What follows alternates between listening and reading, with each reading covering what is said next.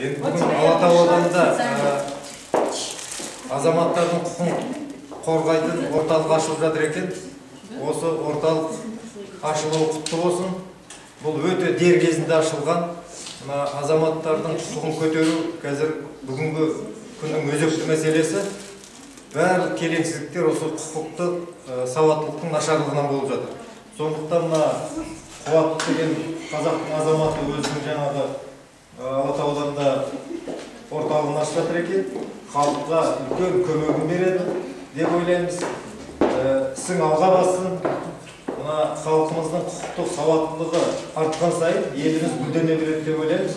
Осы жағында жаңа қоғамдық ұйымдардың бәрімен араласып, қоғамдық ұйымдарды бірлесіп, мемлекеттік ұйымдармен бірлесіп, егер жұмыс атқарылса, еліміз дами береді деп ойлаймын. Рахмет.